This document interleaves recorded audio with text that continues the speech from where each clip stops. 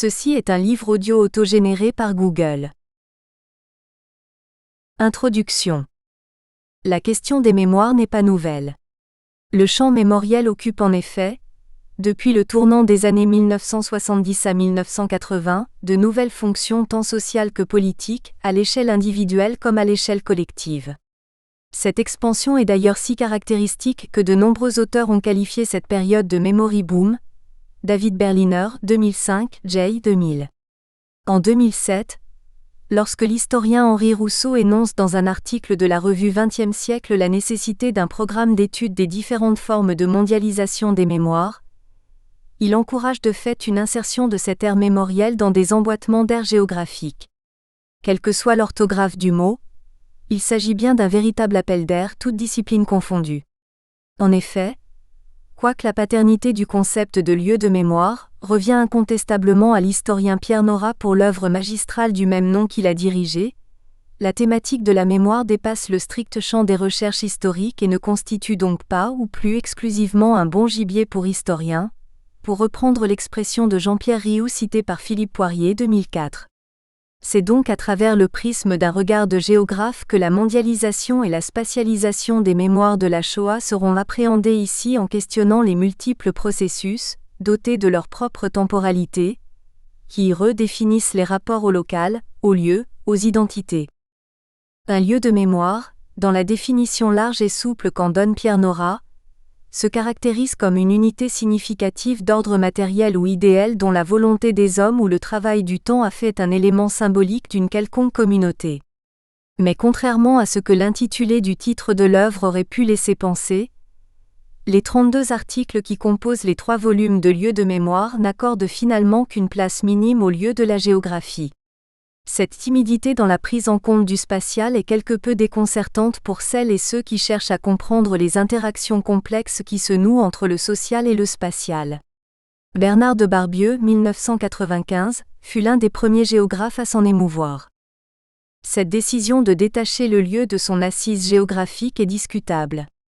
Certes, la langue française autorise à parler de lieu hors de tout contexte géographique, un non-lieu, un lieu commun, etc., mais le sens commun l'y rattache volontiers. Dans le sillage de cette impressionnante aventure éditoriale, la question des lieux spatiaux a alimenté une réflexion féconde durant la décennie 1990. Sans en faire un inventaire fastidieux, citons plus précisément les travaux de Jean-Luc Piveteau, 1995, qui se préoccupent notamment des relations existant entre mémoire, lieu et territoire, et ceux de Christian Grattalou, 1996, dont la publication, Lieux d'histoire, essai de géohistoire systématique, apparaît finalement comme une réponse et un complément, à la fois synthétique et géographique, aux lieux de mémoire de Pierre Nora. Plus récemment, Olivier Lazzarotti 2012 a questionné cette approche géographique de la mémoire en interrogeant la manière dont l'espace habité géographique devient mémorable. Il invite ainsi à considérer la mémoire comme une manière de donner du sens à l'espace. L'ambition de ce travail s'inscrit dans cette dynamique et incite à comprendre pourquoi et comment les lieux de mémoire consacrés à la Shoah constituent précisément des objets spatiaux à part entière, d'authentiques lieux, non pas au sens naturaliste, matérialiste et positiviste, mais en tant qu'actant dotés d'une capacité d'action combinant tout à la fois des agencements spécifiques, des narrations, des émotions, des valeurs, des croyances et des appartenances. La notion de mémoire, c'est là sa grande force, s'avère fondamentalement polysémie. Elle est à la fois à court et ou long terme, collective et ou individuelle, liée parallèlement aux capacités motrices, aux faits et ou aux émotions. Dans son œuvre, Marcel Proust a distingué une mémoire volontaire, résultat d'un effort de mémoire, et une mémoire involontaire, non pas chronologique mais réminiscence, immédiate, délicieuse et totale déflagration du souvenir, advenant par le miracle d'une analogie, qui fait échapper au présent et retrouver les jours anciens, 1954, page 228. Passé et présent, temps perdu et temps retrouvé où temps et espace se conjuguent et s'amalgament pour créer un désir de passé aux couleurs ancrées sépia. Dès lors, il est plus facile de colorer positivement un passé agréable qu'un passé sombre. Le yiddish, la culture yiddish et le yiddishland dans son ensemble, s'insèrent incontestablement dans cette acception sensible de la nostalgie, tandis que la Shoah, en tant que césure dans l'histoire humaine, se heurte à la difficulté de raconter cet événement sans précédent. Par ailleurs, les traumatismes des survivants ESS et de leurs descendants ESS demeurent un indicible drame, de ceux dont on sait qu'on ne guérira pas. Le film documentaire Pizza à Auschwitz, réalisé par Moshe Zimmerman, Israël, 2008, apporte cependant un nouvel éclairage sur le concept de nostalgie, appliqué cette fois-ci au passé traumatique de la Shoah à travers un mélange de sarcasme et d'humour noir. Agai Dagan et J.D. Dishon 2011 reviennent sur cette holocauste nostalgie, évoquée par l'un des acteurs du film documentaire. La mémoire convoque à l'unisson des mécanismes d'accumulation et des processus dynamiques de recomposition des représentations sociales partagées. Maurice Halbwachs a identifié les mémoires individuelles et collectives comme instruments au travers desquels le groupe social établit son rôle central dans la vie de l'individu. Celui-ci se tourne vers le passé, le sien ou celui de son groupe d'appartenance, en s'aidant plus ou moins des cadres sociaux dans lesquels il vit. L'auteur inscrit cette réflexion à la rencontre de plusieurs disciplines, l'histoire, la sociologie, l'anthropologie, la philosophie et la psychologie. La géographie, avec sa dimension spatialisante, demeure parmi les grandes absentes des sciences humaines et sociales répertoriées. Oren Myers montre aussi combien, selon lui, les mémoires collectives n'existent pas par elles-mêmes mais procèdent plutôt d'une articulation avec des rituels et des commémorations. Walter Benjamin rappelle la manière dont la mémoire ne peut être comprise que par rapport à des expériences vécues, toujours RE accent aigu interprété au présent, tandis que François Hartog pose l'hypothèse claire qu'il existe des ordres du temps qui varient selon les lieux et les époques. Avec l'acte de génocide ou de crime contre l'humanité, le temps ne passe pas et le criminel, finalement, reste contemporain de son crime. Cette rapide évocation de travaux fondamentaux consacrés au champ mémoriel à travers des approches historiques, sociales ou philosophiques montre qu'ils partagent tous un point commun au-delà de leur talent, celui de n'accorder, au mieux, qu'une place très marginale aux problématiques spatiales. L'histoire de ce travail repose pourtant sur un choc géographique, dans un lieu où tout portait à s'intéresser à l'histoire. À l'automne 2007, j'ai en effet eu l'occasion de participer à un séminaire organisé conjointement par l'Institut national de recherche pédagogique de Lyon et l'École internationale pour l'enseignement de la Shoah à Yad Vashem. Avec un immense intérêt, je m'inscrivis à cette formation. Destination Yad Vashem, pour une semaine, par une fin de mois d'octobre particulièrement ensoleillée. Et voilà que sur la colline du souvenir, en hébreu Harazikaron, les déchirures de l'histoire m'aspiraient soudainement vers des questionnements spatiaux, politiques et géopolitiques. L'annihilation de 6 millions de Juifs, la perte d'une langue et de culture spécifiques, la destruction de racines familiales tout autant que spatiales se matérialisait ici par la production d'un espace distinctif, mélange de sacré et de profane, juxtaposition de plusieurs lieux en un seul emplacement. Au déracinement initial, succédait un nouvel enracinement. Entre ces multiples ancrages spatiaux et temporels, la mémoire polymorphe et complexe circulait. Les sempiternelles questions du géographe enseignées aux étudiants de géographie de première année devenaient envahissantes pour analyser cet agencement spatio-mémoriel, cet espace autre, ces HE accent aigu TE accent aigu R-utopie et ces hétérochronie que constituent le musée mémorial et son complexe. Quoi ? Qui ? Où ? Comment ? Pourquoi là ? Et pourquoi pas ailleurs ? Des réponses intuitives affleuraient. Ce fut le commencement. Des problématiques, un objet, des espaces, une méthodologie.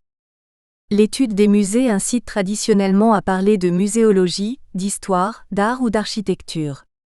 Sans tomber dans un discours victimaire répété à l'envi, l'espace et la géographie restent plus rarement abordés, et lorsque la muséologie explore la spatialité des musées, elle le fait souvent de manière technique, à propos des différents espaces d'exposition.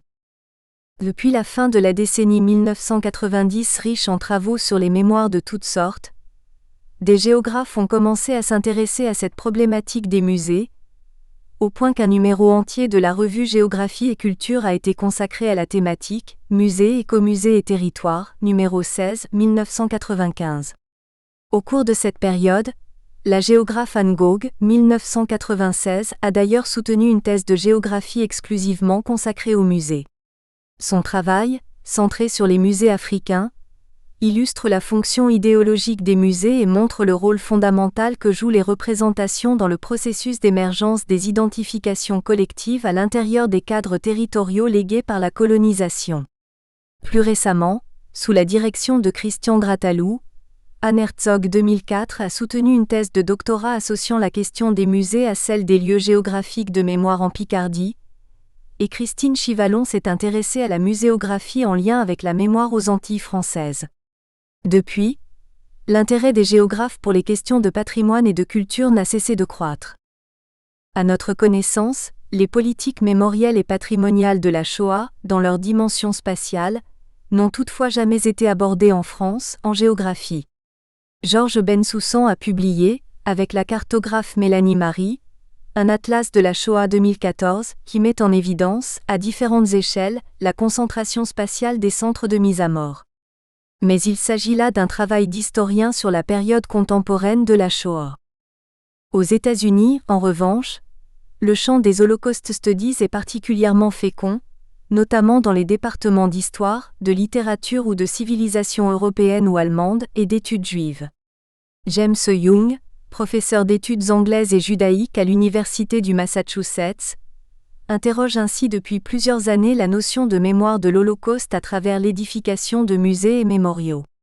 Dans la perspective des Performance Studies, et dans le cadre de sa thèse, Brigitte Sion a travaillé les questions de mémoire à propos du mémorial de l'Holocauste de Berlin et du mémorial des disparus de Buenos Aires, 2015. Mais ni l'un ni l'autre ne se revendique géographe, ce qui n'a d'ailleurs rien d'étonnant si on pense à la structuration scientifique états-unienne où l'on raisonne en champ et non en discipline.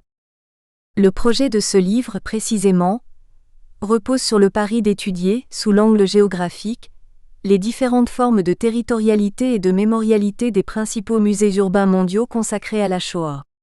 Territorialité dans une acception géographique, au sens où Claude Raffestin l'utilise, c'est-à-dire comme un ensemble des relations qu'une société entretient non seulement avec elle-même, mais encore avec l'extériorité et l'altérité, à l'aide de médiateurs, pour satisfaire ses besoins dans la perspective d'acquérir la plus grande autonomie possible, compte tenu des ressources du système.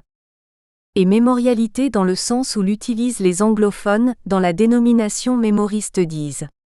Il existe bien en effet, des conditions politiques, géopolitiques et sociales de mise en récit mémoriel.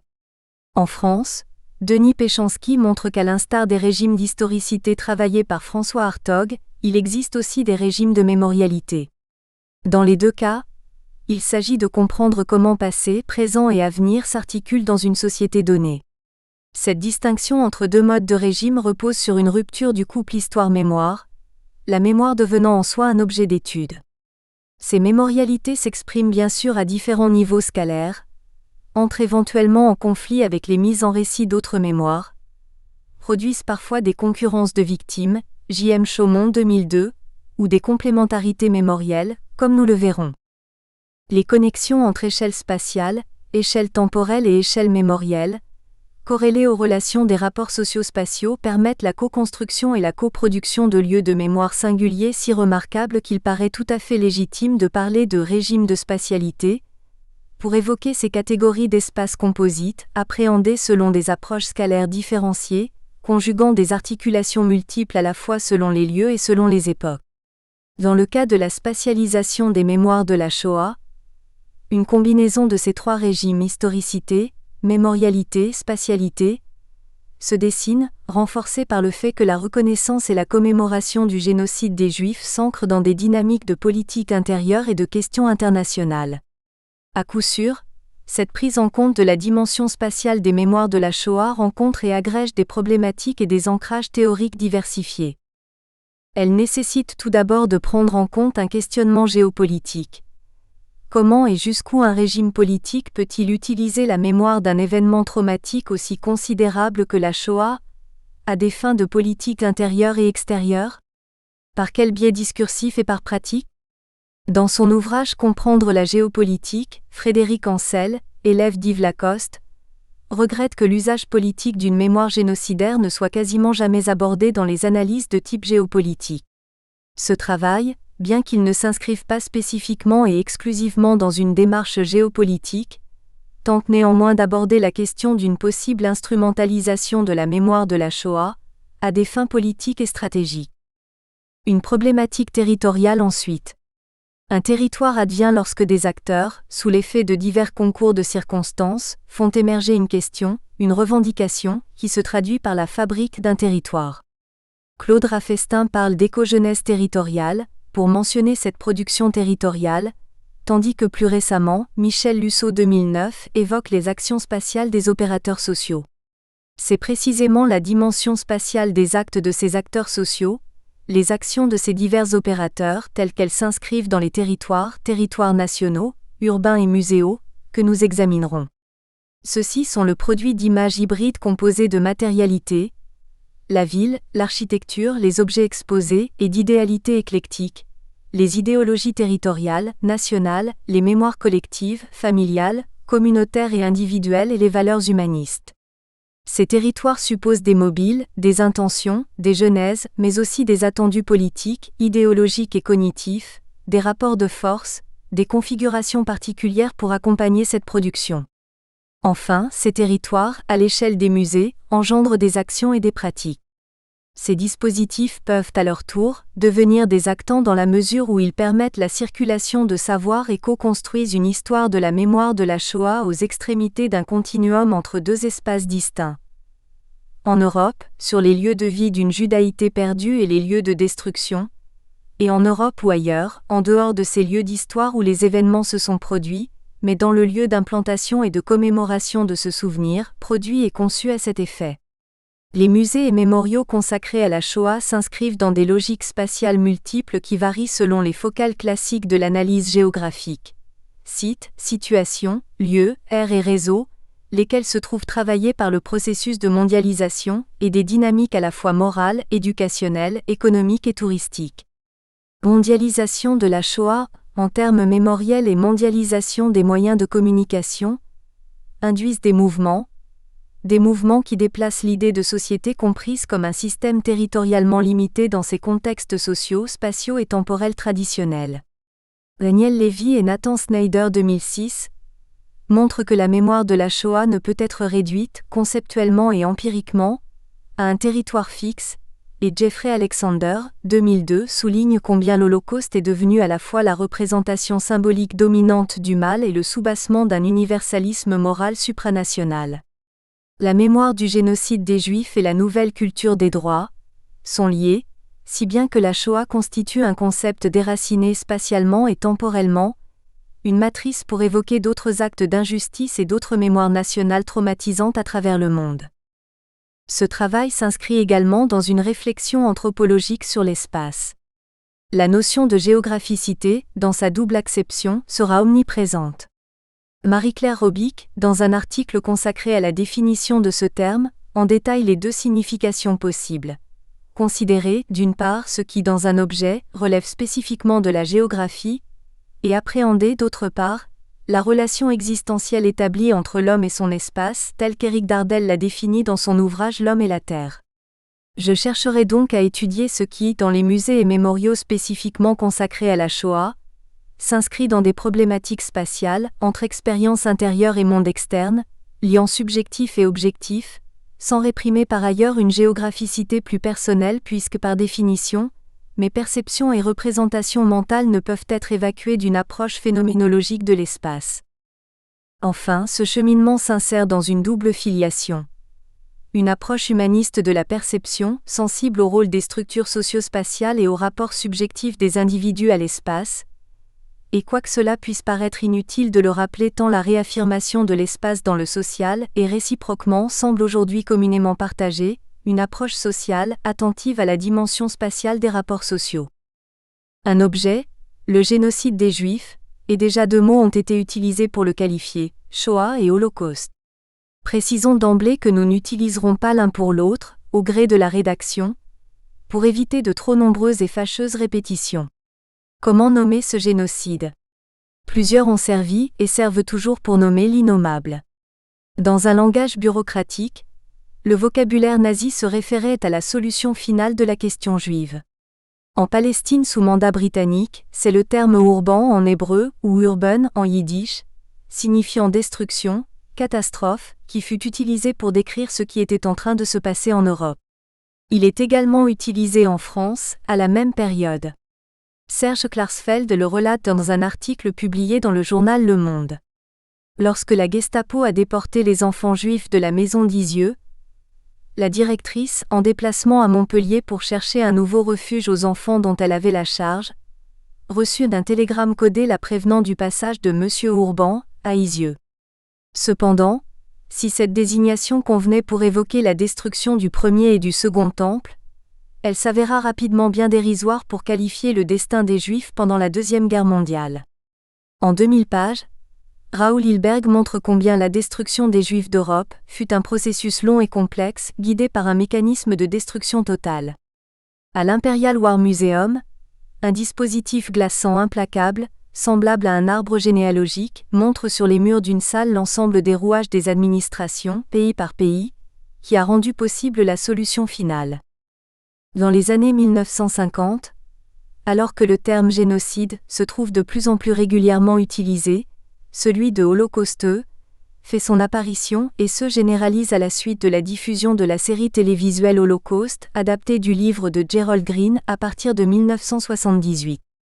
Plus de 100 millions d'Américains découvrent cet Holocauste.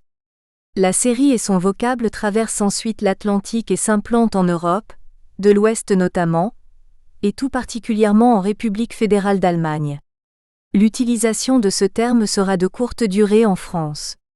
L'impact du film Shoah de Claude Lanzmann finit par imposer l'usage du terme Shoah dans le champ historique, scolaire et mémoriel français.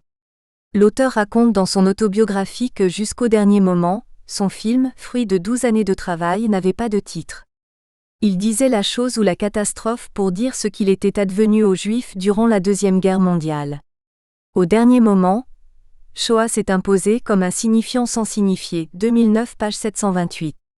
Alors qu'on lui demandait précisément ce que ce terme signifiait, il répondit qu'il n'en savait rien.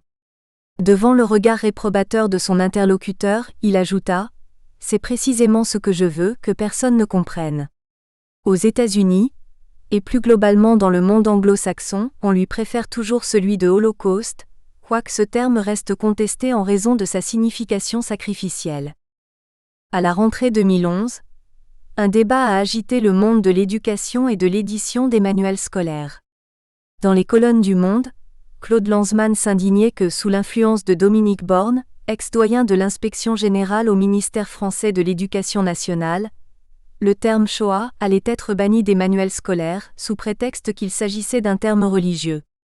Dans Le Monde du 6 septembre 2011, Luc Châtel, alors ministre de l'Éducation nationale, démentait cette information. Cette controverse confirme combien l'enseignement et les questions qui touchent à la Shoah demeurent, pour plusieurs raisons, des questions socialement vives. En Israël, l'usage du mot Shoah est généralisé, mais il fut également l'objet d'importantes discussions. Dans ce travail, les termes Shoah et holocausteux seront utilisés en fonction de leurs origines et usages géographiques. Nous emploierons également, quoique plus rarement, les termes catastrophe et judéocide, pour désigner le génocide commis à l'encontre de 6 millions de Juifs.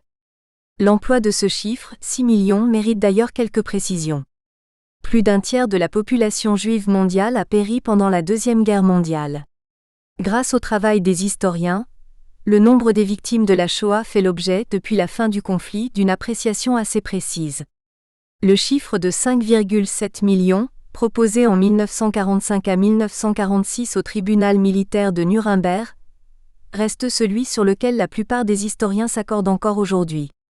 Avec l'ouverture des archives de l'ex-URSS et les recherches de fosses communes pour les victimes des fusillades des Einsatzgruppen effectuées par le père Patrick Desbois, et les membres de l'association Yad Unum, le nombre de victimes est appelé à s'alourdir. Le bilan provisoire, selon Édouard Husson, s'établit de la manière suivante. Tableau 1 victimes en nombre de la Shoah. Le terme de rescapé, semblablement, mérite quelques éclaircissements. Aux États-Unis, dans les années 1990, le terme de survivors s'est étendu à tous les Juifs ayant vécu dans les années 1930 et 1940, y compris ceux qui, déjà installés aux États-Unis à cette époque, ne se trouvaient pas en danger. Cette extension du terme est justifiée par le fait que, Dans un autre contexte géopolitique, ils auraient pu être menacés par les persécutions anti-juives. Dans le sens français ou israélien, un rescapé est une personne qui a survécu à l'expérience des camps. Selon Annette Viviorca, la mémoire de la Shoah est devenue, pour le meilleur et pour le pire, la matrice mémorielle à laquelle on se réfère pour analyser des faits passés ou pour poser, au sein des réalités contemporaines, les bases du récit historique futur. Henri Rousseau emploie le terme de mondialisation pour évoquer cette mémoire 2007. Sa singularité tient en effet à la place capitale qu'elle occupe dans la conscience occidentale en tant qu'événement fondateur en négatif, P. Garcia. Précisément dans le projet nazi, tous les Juifs devaient être tués. Comme le souligne Florent Braillard, quelque chose dans cette radicalité défie le sens commun. Et la stupeur que nous ressentons pèse en nous d'un bien plus grand poids que notre effroi face à l'énormité du bilan, 2012. La Shoah, en tant que catastrophe et en tant que concept, constitue un actant de récit collectif, puissant vecteur de construction spatiale. Ce travail aborde les questions angoissantes du deuil, de la résilience, de l'oubli et de la remémoration, à l'échelle des individus, de leurs inscriptions familiales et générationnelles, mais surtout à l'échelle plus large des diverses collectivités dans lesquelles les humains s'insèrent. Quelles sont les répercussions spatiales, géographiques et géopolitiques de cette mémoire qui semble être constamment et partout présente ? Comment et par quel biais les mémoires s'ancrent-elles, ici et maintenant, pour évoquer à la fois les mondes perdus d'avant la Shoah et les lieux d'exclusion, de concentration et d'annihilation des Juifs pendant la Shoah ? Comment ces distances à la fois historiques et géographiques se conjuguent-elles en termes de circulation des savoirs, des idées et des personnes ? Telles sont les questions que nous nous poserons, à travers une analyse multiscalaire, au cours des chapitres qui vont suivre. Notre étude articulera en effet 3 échelons d'analyse. La projection globale des mémoires politiques, idéologiques, géopolitiques et parfois numériques de la Shoah, les différents contextes urbains, institutionnels, culturels et politiques, aux échelles nationales et locales, et enfin les dynamiques internes de ces musées en tant que milieux sensoriels et lieux didactiques. C'est à travers le prisme de relations paradoxales au temps et aux usages politiques, stratégiques et géopolitiques du passé, que ces nouvelles interrogations mémorielles s'inscrivent dans des commémorations, édification de musées, de mémoriaux, patrimonialisation des objets et développement d'un tourisme de mémoire. Nonobstant ce fil d'Ariane temporel, c'est bien dans le champ d'une réflexion géographique que cette recherche s'inscrit. La très grande majorité des lieux de mémoire de la Shoah se situent en Europe. Confère les cartes pages suivantes. L'Europe, d'une certaine manière, s'est construite sur les ruines des chambres à gaz. Mais en dépit de cette dimension européenne, la Shoah constitue un événement mondial. Les principaux foyers historiques du judaïsme se sont déplacés de l'Europe vers l'Amérique du Nord et Israël principalement. Et l'onde de choc des traumatismes et de ces réfugiés a affecté l'ensemble des continents. L'existence d'une diaspora juive, pré- et post-Shoah, n'est bien sûr pas étrangère à la mondialisation de cette mémoire. Selon Henri Rousseau 2007, la globalisation des rapports au passé relève, entre autres, de l'émergence d'un nouvel espace public mondial. De nombreuses raisons peuvent expliquer cette transnationalisation mémorielle. Une visibilité accrue du négationnisme, la montée en puissance de la figure de la victime, la place croissante qu'occupent la mémoire et le patrimoine, l'émergence de nouvelles formes d'action collective relayées par des formes d'organisation non gouvernementales et ou des institutions internationales, l'expression des apostrophes. Une demande sociale considérable, notamment en termes de tourisme mémoriel et la montée en puissance des interrogations et peurs identitaires liées pour partie à la fin de la construction géostratégique du monde par la guerre froide et à la mondialisation. La mémoire de la Shoah, par son ampleur et par sa nature sans précédent dans l'histoire, est désormais devenue une question mondiale. Musées, mémoriaux et musées mémoriaux, 3 termes pour qualifier en effet 3 réalités mémorielles et architecturales différentes. Selon les statuts de l'ICOM adoptés en 2007 lors de la 21e conférence générale à Vienne, Autriche, un musée est une institution permanente sans but lucratif au service de la société et de son développement ouverte au public, qui acquiert, conserve, étudie, expose et transmet le patrimoine matériel et immatériel de l'humanité et de son environnement à des fins d'études, d'éducation et de délectation. Cette définition fait consensus dans la communauté internationale. Un mémorial, dans le cadre de notre travail, se caractérise par un monument commémoratif. Un musée mémorial regroupe le plus souvent sur un même lieu une bibliothèque, un centre d'archives et de recherche, un musée et un mémorial. Ces trois formes matérielles de mémoire de la Shoah sont, selon un degré d'intensité plus ou moins important, présentes sur tous les continents. Carte 1 musées, musées mémoriaux et mémoriaux de la Shoah dans le monde. Selon le site www.memorial-museums.net. Carte 2, la mémoire de la Shoah dans le monde. Musées, musées mémoriaux et mémoriaux. Cette carte de la mémoire de la Shoah dans le monde mérite quelques commentaires. Les points de localisation des musées, mémoriaux et musées mémoriaux correspondent à des édifices répertoriés par la Fondation Topographie de la Terreur. Ce programme, dont une partie des résultats se trouve en ligne sur Internet, est financé par la Task Force for International Cooperation on Holocaust Education, Remembrance and Research, groupe de travail pour la coopération internationale sur l'éducation, le souvenir et la recherche sur l'Holocauste. Ce travail n'est sans doute pas achevé, car aux États-Unis notamment, le nombre de musées est bien plus conséquent qu'il n'y paraît, puisque pratiquement chaque État possède le sien. La carte qui clôt le chapitre 5 permettra de préciser cela. Mais, malgré ces quelques manques, le travail de recensement des différentes institutions muséales est précieux car il permet de donner une très bonne idée des vides et des pleins en matière de commémoration de la Shoah. À l'échelle européenne, à la fois théâtre du conflit et de la récurrence des mouvements mémoriels tous azimuts, GEMINC, 2007, quels sont les États dépourvus de musées mémoriaux et musées mémoriaux ? En Europe de l'Est, pour le moment, aucun édifice n'a été répertorié par la Fondation Topographie de la Terreur en Bosnie-Herzégovine, Albanie, Bulgarie et Macédoine. En Roumanie, un centre d'études hébraïques existe à Bucarest depuis 1998, mais il ne s'agit ni d'un mémorial, ni d'un musée mémorial. Il ne figure donc pas dans cette carte. En Europe de l'Ouest, semblablement, quelques pays se singularisent. En Espagne, à part le musée de Guernica, aucune trace de musée, mémorial ou musée mémorial. Au Portugal et en Irlande, aucun édifice n'est répertorié. Comment expliquer ces absences ? Le discours officiel en Espagne franquiste a été celui d'une Espagne catholique et nationaliste, et le régime de Franco s'inscrit de ce point de vue dans la filiation historique des rois catholiques et de l'Empire. Cette instrumentalisation du passé suppose une dénonciation des Juifs en tant qu'ennemis héréditaires de la nation, des Rosenberg, en justification totale de l'expulsion de 1492. À la fin de la Deuxième Guerre mondiale, de nombreux criminels de guerre nazis transitent par l'Espagne ou le Portugal avant de se rendre en Amérique latine.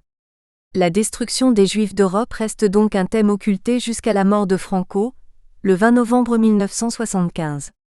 En 1976, la transition s'effectue dans un cadre consensuel et selon une rhétorique de réconciliation nationale, à savoir l'effacement du passé.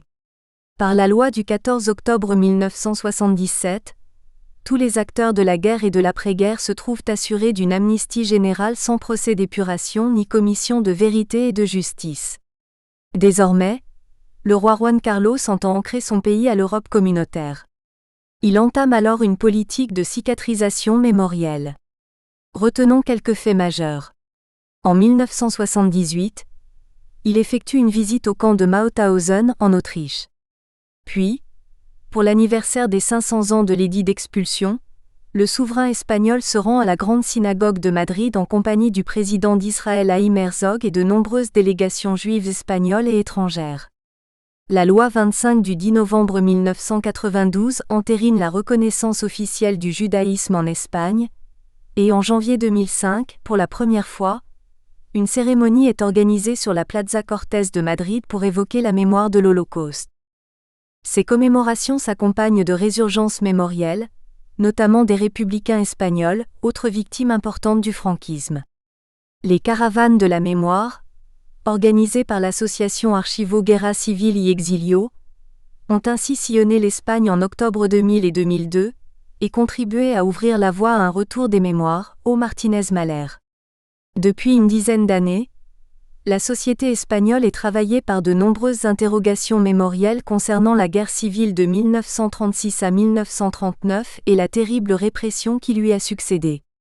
Les revendications portent à la fois sur l'ouverture et la mise à disposition d'archives longtemps occultées et au-delà, sur la recherche des traces des disparus, soit parmi les soldats républicains abandonnés sans sépulture sur les champs de bataille, soit parmi les civils jetés dans des fosses communes. La situation du Portugal s'ancre dans un terreau quelque peu similaire. Durant la Deuxième Guerre mondiale, le Portugal se trouve sous le joug du régime autoritaire du général Salazar. Officiellement, celui-ci adopte une politique neutre, mais la réalité reste plus ambiguë. Certes, il permet au Royaume-Uni et aux États-Unis d'utiliser ses bases aériennes des Açores, mais conjointement il entretient de fructueuses relations avec l'Allemagne nazie. Comme l'Espagne et la Suisse, le Portugal sert d'abri pour l'or nazi volé dans les banques des pays conquis. Une bonne partie de ce butin appartient à des Juifs spoliés. Le Wall Street Journal, N. Lochery, a d'ailleurs récemment évoqué un dilemme inconfortable et problématique concernant ce stock de lingots d'or frappés de la croix gammée. Devant les difficultés financières du pays, un membre du Parlement allemand a suggéré que le Portugal vende à l'Allemagne ses importantes réserves d'or afin d'éponger ses dettes et d'éviter la faillite. Il se serait alors agi, selon le Wall Street Journal, d'un rachat par l'Allemagne contemporaine de l'or que leur père avait volé aux Juifs d'Europe. Le cas de l'Irlande est différent, la communauté juive ayant toujours été restreinte numériquement. Le pays était lui aussi officiellement neutre pendant la Deuxième Guerre mondiale, bien qu'il soit admis qu'environ 100 000 Irlandais aient combattu aux côtés des Alliés, des Leeson, tandis qu'une poignée avait pris parti pour leurs adversaires. Cette neutralité s'est traduite par une relative indifférence officielle envers les victimes de la Shoah, pendant et après la guerre.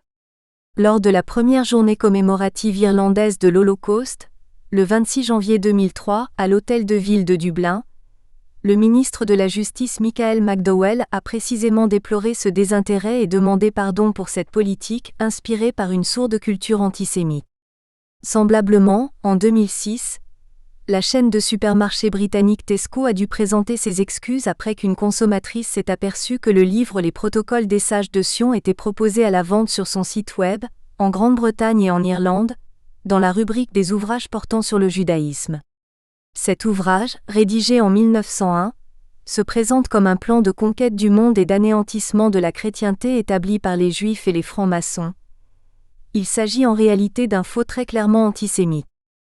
La communauté irlandaise reste à la fois soudée par la mémoire de ses propres souffrances et par la manière dont elle cultive la spécificité de sa culture celtique et sa solidarité avec le combat de la nation irlandaise pour acquérir son indépendance, y compris en Irlande du Nord, face à la violence de la politique anglaise. De ce point de vue, beaucoup d'Irlandais comparent volontiers leur lutte à celle du peuple palestinien. Quelques vides sur la carte de la mémoire de la Shoah dans le monde, succinctement explicités, mais surtout une profusion de points. Parmi eux, quelle localisation retenir pour vérifier les premières intuitions? Lieu in situ ou lieu ex situ? D'emblée, la préférence s'est portée sur les édifices urbains de commémoration édifiés rétrospectivement, délocalisés spatialement, expressément produits et spécialement aménagés pour évoquer au plus près les tourments éprouvés dans les divers camps. Je ne souhaitais pas que l'espace de mémoration et de commémoration, en tant que tel, coïncide avec les sites enracinés dans le terreau des souffrances. L'intérêt de cette investigation repose précisément sur cette non-corrélation entre lieux témoins et ressources mémorielles. Néanmoins, si les lieux ex situ n'utilisent pas le substrat tangible des camps comme ressource mémorielle, s'ils échappent à la puissante concordance mémoire-lieu spécifique d'endroits tels qu'Auschwitz par exemple, ils n'échappent pas à d'autres logiques propices à la production d'espace. En effet, par le biais de la métropolisation et de la concentration des actions humaines en un nombre restreint de lieux, PVELS, les musées mémoriaux constituent une ressource idéale susceptible d'accentuer le désir de mise en avant d'une production culturelle spécifique. Comme le rappelle Jacques Lévy 2008, prise dans l'engrenage d'un marketing territorial qui exige des stratégies de différenciation de plus en plus poussées, de nombreuses villes cherchent aujourd'hui soit à consolider leurs atouts, soit à établir un capital symbolique distinctif par des monuments phares, flagships. Grâce à des jeux d'acteurs diversifiés, la remémoration de la Shoah au sein d'espaces muséaux à l'architecture souvent exceptionnelle offre ainsi l'occasion à de nombreuses métropoles, occidentales essentiellement, de faire connaître ou reconnaître leur dynamisme métropolitain. Toutefois, parmi ces nombreux espaces urbains, lesquels prendre en compte ?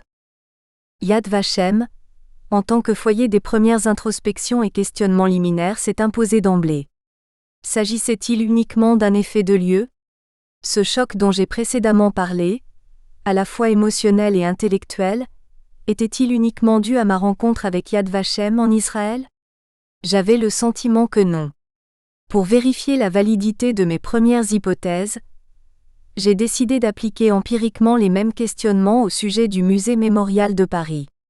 Jérusalem et Paris feraient donc partie du corpus, parce que ces deux villes ont été les premières à ériger un monument pour commémorer le souvenir de la Shoah, alors même que les survivants eux demeuraient invisibles et inaudibles dans la société et dans le corps social. Mais avec le postulat selon lequel l'entité métropolitaine semblait pertinente pour penser ensemble, mondialisation de la mémoire de la Shoah, d'une part, et dynamique économique, d'autre part, ces deux exemples ne paraissaient pas suffisants. Saskia Sasson a montré l'impact du rôle global, de cette dynamique sur l'urbanisme et les nouvelles opérations immobilières et urbanistiques, 1991. Il convenait dès lors de prendre en compte le degré d'attraction exercé par une ou des villes mondiales en raison de leur passé historique, de leur patrimoine et de leur capacité à attirer des flux de touristes, Ségora Gobin 2007. Quelques métropoles états-uniennes apparaissaient dès lors incontournables.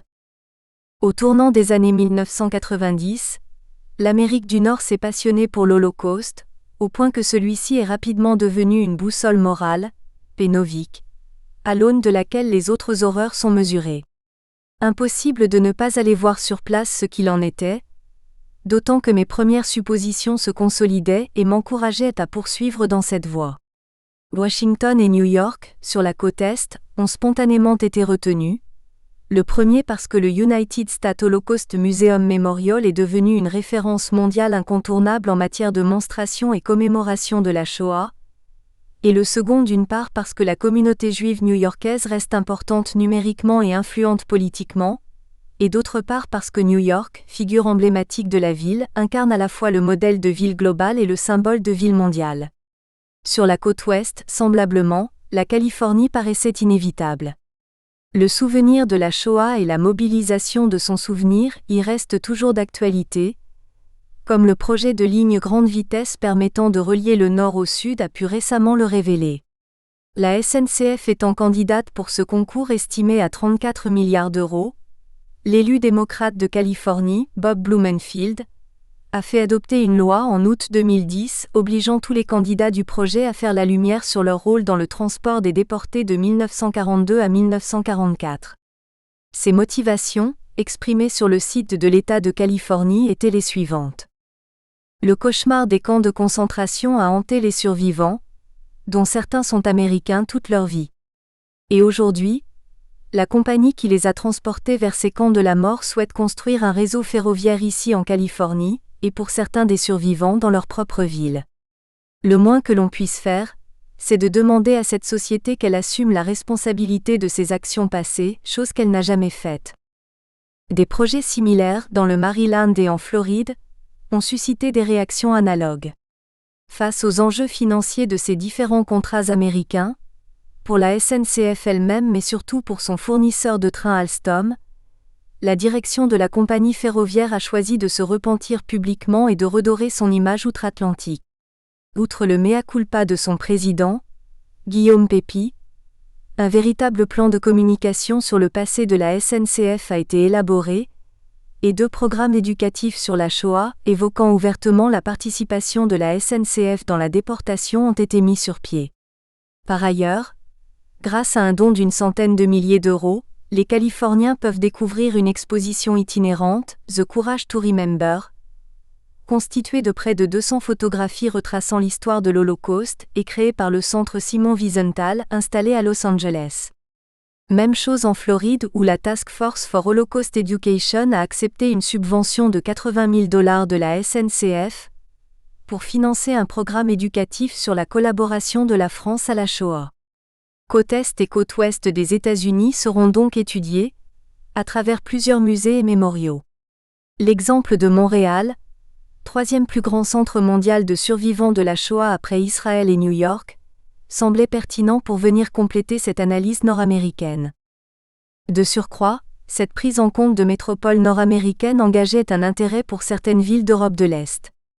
En effet, il aurait été totalement incongru de ne pas s'intéresser à la mémoire de la Shoah dans des espaces et des territoires qui furent les premiers concernés par la destruction des Juifs d'Europe, d'autant plus que les concurrences mémorielles y demeurent vives et prégnantes.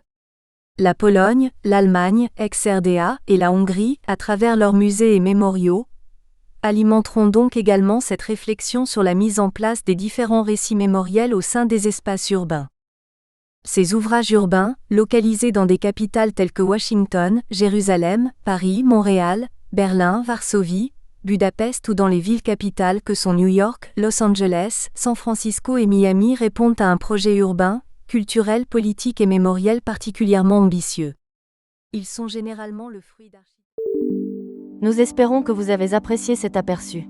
Pour continuer à écouter ce livre audio sur Google Play Livres, utilisez le lien dans la description de la vidéo.